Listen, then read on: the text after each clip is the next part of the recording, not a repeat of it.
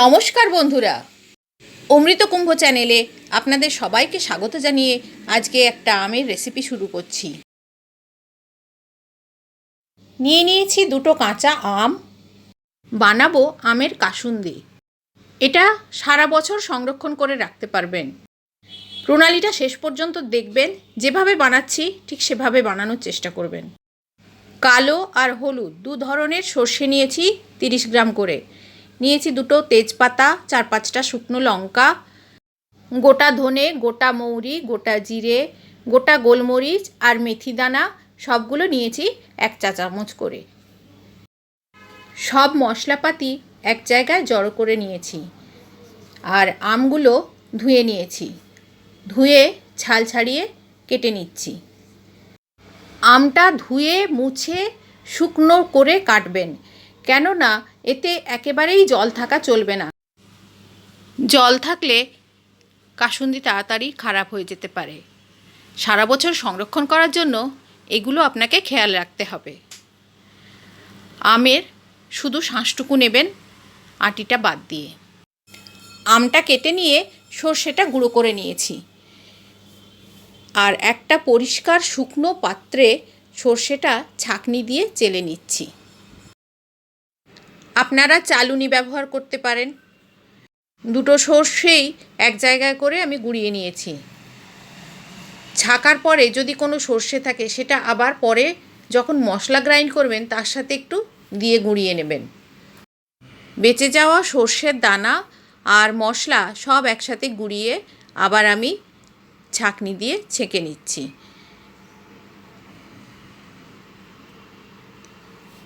ভালো করে ছেঁকে নেওয়ার পর এই কিছু লঙ্কার বীজ আর ছাল আর তেজপাতার কিছু টুকরো রয়ে গেছে, এগুলো আপনারা ফেলে দিতে পারেন অথবা কোনো রান্নায় ব্যবহার করে নিতে পারেন।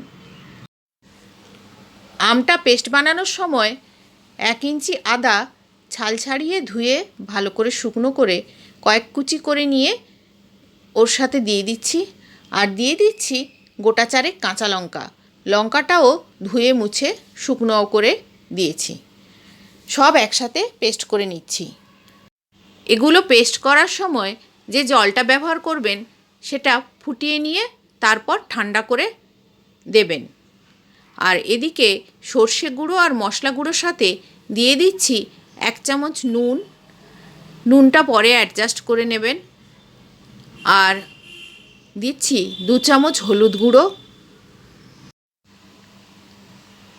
প্রথমে 1.5 চামচ হলুদ দিয়ে দেখে নেবেন, পরে যদি কালারের দরকার হয় তখন আর 1/2 চামচ হলুদ দিতে পারেন।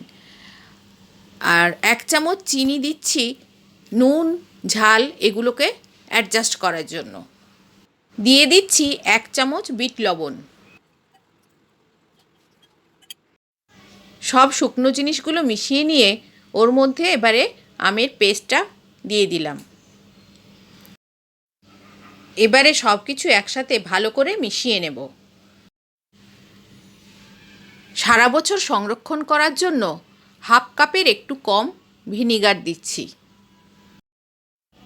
ভিনিগারটা মিশিয়ে নিয়ে আর একটু পাতলা করার জন্য ফুটিয়ে ঠান্ডা করে রাখা জল দিচ্ছি, যে জলটা আমি পেস্ট বানানোর সময় একটু ব্যবহার করেছিলাম। যখনই এতে জল ব্যবহার করবেন জলটা ফুটিয়ে ঠান্ডা করে রেখে সেই জলটা ব্যবহার করবেন। এতে এখনও একটা জিনিস দেওয়া বাকি, সর্ষের তেল। সর্ষের তেলটা 1/2 কাপ নিয়েছি। তেলটা গরম করে নিয়ে ঠান্ডা করে তারপর মেশাচ্ছি। তেলটা মিশিয়ে নিয়ে থিকনেসটা দেখে নেওয়ার পর যদি প্রয়োজন হয় আবার জল ব্যবহার করব। এখন যে ঘনটা দেখছি এতে আর 2-3 চামচ জল দেব। আর দোকানে যে কাসুন্দিটা পাওয়া যায় ওটা আরও বেশি পাতলা। ফুটিয়ে ঠান্ডা করে রাখা জলটা ব্যবহার করে নিজেদের পছন্দ মতো ঘনত্বের কাসুন্দি বানিয়ে নিন। একটা পরিষ্কার গ্লাস জার ধুয়ে মুছে শুকনো করে নিয়ে তাতে কাসুন্দিটা ভরে রাখছি। আর 2-3 দিন পর পর রোদে দেব।